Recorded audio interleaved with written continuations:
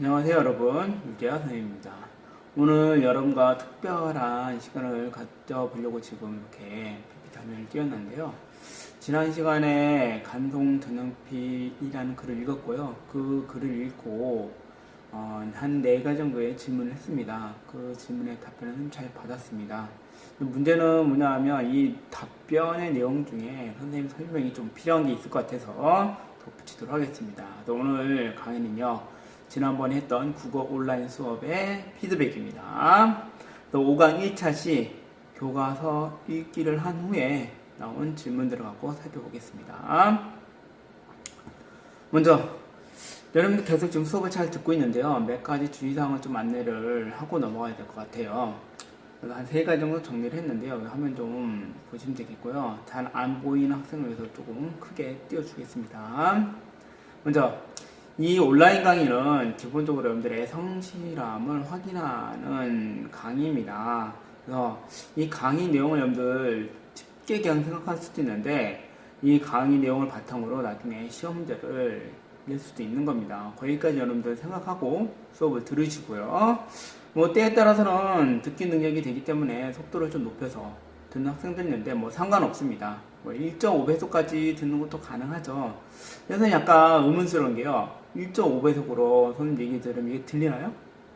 뭐 들린다라고 하는 학생도 있을 수 있는데 제 생각에는 이 많은 내용을 압축해서 듣기에는 좀 무리가 있지 않나 생각이 듭니다. 그래서 여러분들 수업 들을 때 너무 빨리 듣고 빨리 끝내려고 하지 마시고요. 좀 진지한 자세로 강의에 임해주셨으면 좋겠고요. 그 다음 보겠습니다. 과제를 제시하고 있는데 과제에 웬만하면 여러분들이 부담을 안 주려고 방향을 잡고는 있어요. 하지만 꼭 필요한 거, 반드시 해야 될 것들은 과제로 확인을 해야 됩니다. 이 과제는 모두 수행평가와 관련이 있죠. 그 다음 개학 후에는 국어 선생님들이 이 과제 임무를 확인하겠다고 했습니다. 물론 과제 제출방에 올리는 것도 있고요. 때에 따라서는 국어 시간 나중에 가져오라 라고 얘기한 것도 있습니다. 잘 구분해서 여러분들 과제 제출 반드시 잘 해주시고요. 그 다음 이 과제가 그냥 끝나는 게 아니라 때에 따라서는 수행평가로 이어져서 계속 진행되는 경우가 있으니까 긴장도 좀 하세요. 하나 더 이제 말씀을 드린다면 여러분들이 5월, 6월 언제 개학이 될지 모르는데 만약 개학이 되면요, 그 개학된 순간부터 수행평가가 계속 실시가 되는데요. 국어만 하는 게 아니죠. 다른 모든 과목들이 다 할 거 아니에요. 10개 과목이라는데 생각해보세요. 얼마나 많은 수행평가가 매주 이럴지 상상이 되지 않나요? 그럼 지금 어떻게 해야 될까요? 준비해야 됩니다. 수행평가에 대한 그 준비 없이 그냥 설렁설렁하게 강의를 들었다가 나중에 큰 코 다칩니다. 그래서 세 번째 이제 말하고 싶은 게 설렁설렁 듣지 말고 제발 좀 꼼꼼하고 그다음 성실하게 강의를 잘 들어야 되겠다라는 말씀을 드리고 싶고요. 선생님은 여러분들이 강의 듣고 있는 그 내용을 다 알 수 있습니다. 그리고 꼼꼼하게 다 기록하고 있습니다. 그래서 여러분들 선생님이 나중에 뭐 확인하자 하기 전에 본인 스스로 열심히 강의를 잘 듣는 자세를 갖춰주기 바랍니다. 여기까지 뭐 주의사항을 얘기했고요. 이제 본격적으로 그동안 여러분들이 수업을 들었던 내용에 대해서 한번 정리해 보도록 하겠습니다. 교과서 보겠습니다.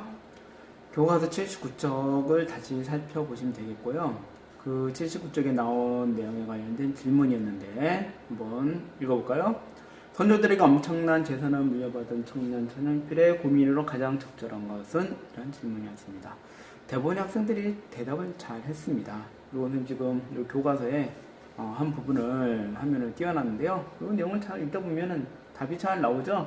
특히 이제 마지막 부분 보면은 나올 수 있는데, 일제강점의 세상이 얼마나 오래 갈 수 없었지만, 얼마나 오래 갈지 알 수 없었지만, 재산이 많을수록 총독부의 간섭에서 자유로울 수 없다는 것은 불문가지였다. 불문가지, 물어보나 마나 다 알고 있는 내용이었다라는 뜻이죠. 이걸 생각해보면 전형필의 고민은 당연히 일제강점기에서 어떤 삶을 살아야 될지를 생각해 본 겁니다. 그래서 5가지의 문항이 있었는데요. 그 중에 두 번째가 가장 적절한 답이 되겠죠.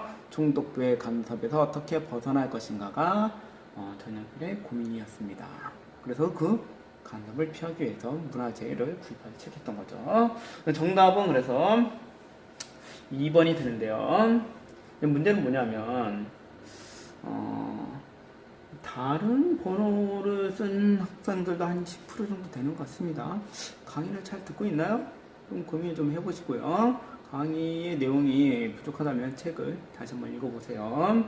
다음 가겠습니다. 두 번째 내용 질문이었습니다. 전형필이 오세창이 집에 찾아가 밝힌 결심으로 가장 적절한 것을 물어보는 내용 질문이었죠. 교과서 81쪽에 적절한 관련된 내용이 나오고요. 이와 관련된 문항이 한 5가지가 있었는데 그래도 뭐 대부분 학생들이 잘 찾은 것 같습니다. 전형필이 오세창의 집에 찾아간 거는 당연히 자신의 결심, 서화 전적을 지키겠다는 결심을 밝히기 위해서 갔던 거죠. 서화, 글씨, 그림, 전적, 책 이런 우리나라의 유물들을 오랫동안 후손들이 볼 수 있게끔 지켜가겠다 이런 결심을 밝혔었죠. 적절한 건 당연히 답이 2번이 되었던 거고요. 여기까지 여러분들 큰 문제 없이 잘 했던 것 같습니다. 자, 오늘 영상을 찍게 된 이유 세 번째 질문 갖고 좀 설명을 길게 좀 하겠습니다. 전형필은 서화, 전적 및 골동품을 이것이라고 했습니다. 그 이것에 대해서 한번 써보라고 했습니다. 근데 조건이 있었죠. 이어절로 쓰라고 했죠. 이어져이라고 했는데 이거 모르는 학생들이 꽤 있더라고요. 그래서 지금 여기 이제 여러분들의 답안을 좀 띄워놨는데요. 이게 하나하나씩 가져온 게 아니라 여러분들 답의 일부분은 그냥 그대로 가져온 건데요. 답 잘 쓰는 학생들도 있습니다. 근데 응답률을 따져보니까 한 절반 이상은 오답 내지는 부족한 답안을 썼습니다. 그 이유 좀 보겠습니다. 이걸 구분 못해서 그래요. 음절, 단어, 어절, 문장 이걸 구분 못하는 학생들이 있더라고요. 음절, 단어, 어절, 문장 이 네 가지를 좀 구분을 해보도록 하겠습니다. 문제 풀다 보면 이런 식으로 단답형의 문제를 많이 내는데 그거에 대한 답을 내기 앞서 이 조건들을 이해 못하면 답이 나오지 않죠. 일단 설명을 간단히 할게요. 뭐 단어는 여러분들이 알고 있을 겁니다. 사전에 올리는 낱말이란 뜻이고요. 낱말의 기준이 되어 있는 게 단어이고요.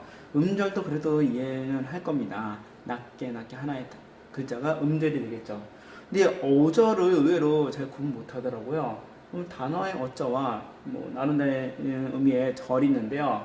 띄어쓰기의 단위가 어절입니다. 선생님이 이 어절로 쓰라고 했던 거는 띄어쓰기 한 번 쓰라는 얘기인데요. 답은 보세요, 여기 있죠. 띄어쓰기가 뭐 한 번 쓴 게 아니라 뭐 2번, 3번, 4번 썼는데 문장을 써버렸어요. 맞죠? 만약에 정식 시험이었으면 여러분들 어떻게 했을까요? 이거 다 감점의 요인이 되겠죠. 그렇죠? 그래서 구분 잘 하시고요. 이 네 가지 단위가 잘 구분이 안 간다. 물론 2학기 국어 시간에 설명을 하긴 할 겁니다. 좀 주의 있게 살펴보시기 바랍니다. 답은 조선의 자존심이었고요. 그렇죠? 띄어쓰기 한 문제 있죠? 이 세 번째 내용 질문에 대한 답 살펴봤습니다. 마지막 보겠습니다. 천하 매병을 인수하기 위해 전형필은 굳은 의지를 보였다라고 했습니다. 전형필의 성품을 한 단어로 표현한다면 어떤 말이 좋을까라고 했는데 뭐 대부분 잘 답을 찾았습니다. 예상컨대 뭐 선생님 원하는 답은 대부분 쓴 건데 가끔 애매모호한 답이 있어가지고 몇 가지 좀 안내를 하도록 하겠습니다. 성격을 쓰러가려면 구체적인 특징이 드러나야 되는 거 아닌가요? 맞죠? 네? 착하다. 착한 성격은 맞는데 전형필의 성격이 착한가요? 이건 아니죠. 맞죠? 그 다음 단호를 쓰라는데 단오 쓴 사람 있고요. 단호는 음력 5를 뜻하는 거 아닐까요? 철저 잘 생각해 쓰시고요. 일관되다 이걸 쓴 것 같습니다. 일관은 아닌 것 같고요.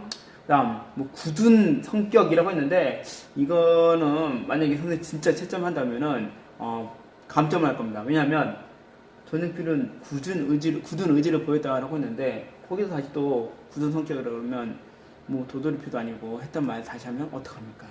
그렇죠? 그냥 단호하다 이게 써야 가장 적절한 답이 되었던 것 같습니다.